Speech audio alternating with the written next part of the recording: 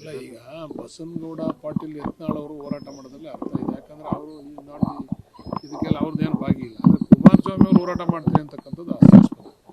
ಕಾರಣ ಯಾಕಂದರೆ ಕುಮಾರಸ್ವಾಮಿ ಅವರೇ ಇದನ್ನು ಮಾಡಿದಂಥವ್ರು.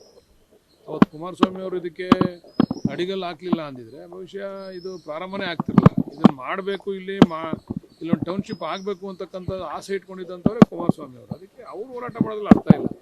ಬಸನಗೌಡ ಪಾಟೀಲ್ ಯತ್ನಾಳ್ ಅವರು ಹೋರಾಟ ಮಾಡೋದ್ರಲ್ಲಿ ಅರ್ಥ ಇದೆ. ಅದಕ್ಕೆ ನಾವು ಸೂಕ್ತವಾದಂಥ ಅಸೆಂಬ್ಲಿನಲ್ಲಿ ಉತ್ತರ ಕೊಡ್ತೀವಿ ನಾವು. ಅಲ್ಲ, ದೇವೇಗೌಡರು ಮಗ ಅವ್ರಿಗೇನೆ ಅವಾಗ ಅವರು 18ರಲ್ಲಿ ಅಧಿಕಾರಕ್ಕೆ ಬಂದಾಗ ಪತ್ರ ಬರೆದು ಬಿಡಿಸಿದ್ರೆ ದೇವೇಗೌಡರು ಅವ್ರು ರೈತರ ಪರ ನಿಜವಾಗ್ಲೂ ಕಾಳಜಿ ಇದ್ದಿದ್ರೆ ಅವತ್ತೇ ಅವ್ರು ಬಿಡಿಸ್ಬೋದಾಗಿತ್ತಲ್ವ. 18ರಲ್ಲಿ ಅವ್ರ ಮಗನೇ ಮುಖ್ಯಮಂತ್ರಿ ಅಲ್ವಾ. ಯಾಕಯ್ಯ ಹಿಂಗೆ ಮಾಡ್ತಾ ಇದೆಯಾ ನೀನು ಬುಡಯ್ಯ ಅಂತೇಳಿ ಅವತ್ತೇ ಪತ್ರ ಬರೆದಿದ್ರೆ ಮುಗಿದೋಗ್ತಿತ್ತಲ್ಲ. ಅವ್ರ ಮಗನ ಕಡೆ ಡ್ರಾಪ್ ಮಾಡಿಸ್ಬೋದಾಗಿತ್ತು. ರಾಜಕೀಯ ಬದಲಾವಣೆ ಆದಂಗೆಲ್ಲ ಮಾತುಗಳು ಬದಲಾವಣೆ ಆಗಬಾರ್ದು. ಮಾತು ಸ್ಥಿರವಾಗಿರಬೇಕು. ಯಾವತ್ತು ನಾವು ಏನು ಮಾತಾಡ್ತೀವಿ ಅದಕ್ಕೆ ಸ್ಟಿಕನ್ ಆಗಿರಬೇಕು. ಇವಾಗ ನಮ್ಗೆ ಯಾರೋ ನಮ್ಮ ಶತ್ರು ಇದ್ದಾರೆ, ನಮ್ಮ ವಿರೋಧಿ ಇದ್ದಾರೆ, ನಾವೀಗ ವಿರೋಧ ಮಾಡೋಣ, ನಮ್ಮ ಪರ ಇದ್ದಾರೆ ನಾವು ಸುಮ್ಮನಿರೋಣ ಅಂತಕ್ಕಂಥದ್ದನ್ನು ಆಗಬಾರ್ದು. ದೇವೇಗೌಡರಲ್ಲಿ ಮನವಿ ಮಾಡ್ತೀವಿ. ಅವ್ರು ಮುಖ್ಯಮಂತ್ರಿ ಆಗಿದ್ರಲ್ಲ ಕುಮಾರಸ್ವಾಮಿ ಅವರು 18ರಲ್ಲಿ, ಅವ್ರು ಹೇಳಿ ಬಿಡಿಸ್ಬೋದಾಗಿತ್ತಲ್ಲ. ಅವತ್ತು ಬಿಡಿಸ್ಲಿಲ್ಲಲ್ಲ ಅವತ್ತು. ಇವತ್ತು ಮಾಡಲಿ ಅವರು ಏನು ಯಾವ ರೀತಿ ಏನು ಬರೀಬೇಕು ಪತ್ರ ಬರಲಿ, ಅದಕ್ಕೆ ನಮ್ಮ ವಿರೋಧ ಇಲ್ಲ. ಆದರೆ ದ್ವಂದ್ವ ನಿಲುವುಗಳು ಇರಬಾರ್ದು ಯಾವಾಗಲೂ. ಈಗಲೂ ಕೂಡ ಪ್ರತಿಭಟನೆ ಮಾಡ್ತಿದ್ದಾರೆ.